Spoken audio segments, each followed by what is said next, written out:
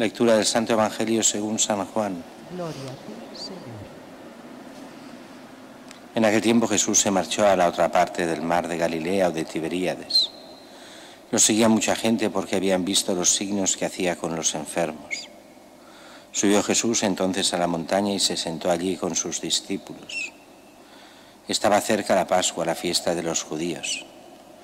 Jesús entonces levantó los ojos y al ver que acudía mucha gente, dice a Felipe: ¿con qué compraremos panes para que coman estos? Lo decía para probarlo, pues bien sabía él lo que iba a hacer. Felipe le contestó: 200 denarios de pan no bastan para que a cada uno le toque un pedazo.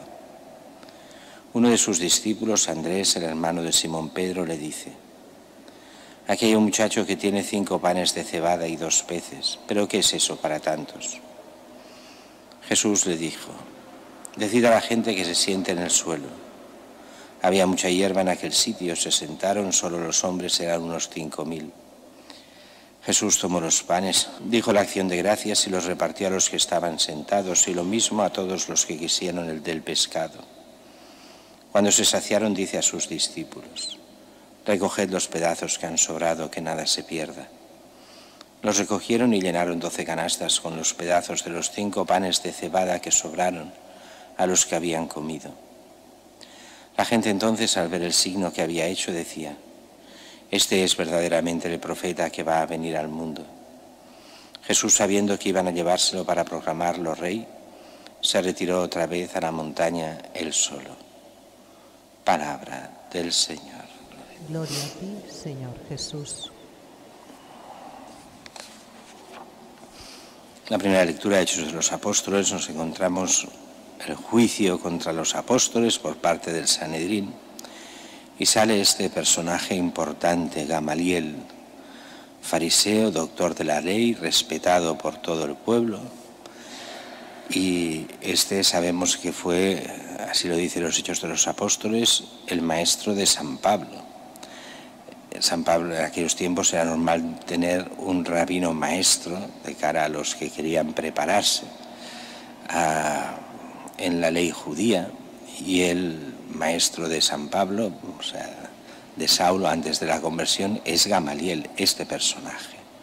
Tal vez el rabino más importante, más famoso al menos, en la primera mitad del siglo I. Y dice que lo que les dice es claro: cuidado con lo que vais a hacer, que vais a luchar contra Dios, y si estos hombres son de verdad de Dios, lucháis contra Dios, cuidado. Y explica la historia de este Teudas y de otros, de Judas el Galileo, gente que empezaba unas revueltas, los matan, desaparece todo, pero aquí Gamaliel ve algo especial en los apóstoles, no nos dice qué, pero como diciendo: cuidado, que puede ser que aquí Dios esté actuando, y si nosotros vamos contra ellos, iremos contra Dios mismo. Ahí se ve la sabiduría de este hombre, que estaba intuyendo lo que realmente era. De hecho, algunas tradiciones, sobre todo orientales, lo marcan como si este hombre después se hubiese convertido y fuese uno de los santos del primer siglo. En la Iglesia Católica esto no está y difícilmente sería así, pero bueno. Pero ahí veían algunos cristianos de las primeras épocas, sobre todo en Oriente, la santidad de ese hombre, aunque no consta históricamente que hubiera sido cristiano, ni que después se hubiese convertido a la fe. Pero como judío, era un gran judío, un gran rabí. No os metáis con estos hombres, soltadlos. Si su idea es cosa de hombres, se disolverá, pero si es cosa de Dios, no lograréis destruirlos, y os expondríais a luchar contra Dios. Es una persona de sentido común, pero también iluminado en parte por la gracia que le hace decir estas cosas. Y esto salvará la vida a los apóstoles, porque la idea de los judíos era matarlos, a los apóstoles, más que nada por envidia, por el que dirán, por lo que fuese, como ya habían hecho con otros personajes también de este tipo, de gente que, como hemos visto antes. Los apóstoles nos lo dice claramente. Simplemente les dan latigazos, los dejan ir y les prohíben hablar de Jesús. Y es otra prohibición más, siempre con lo mismo. El gran problema es hablar de Jesús. Hablar de Jesús como el Mesías, como el Hijo de Dios. ¿Qué es lo que harán? Pues pondrán en práctica lo que ya hemos dicho estos últimos días. ¿A quién hay que obedecer? ¿A Dios o a los hombres? Pues obedece a Dios. Y continúan hablando en el templo, por las casas, enseñando, anunciando a Jesús, el Mesías.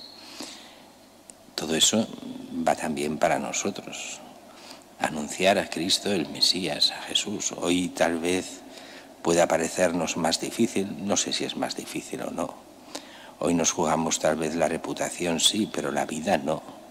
Ellos se jugaron la vida y de hecho todos los apóstoles murieron mártires, excepto San Juan, que sufrió el martirio, pero no llegó a morir mártir, confesor de la fe.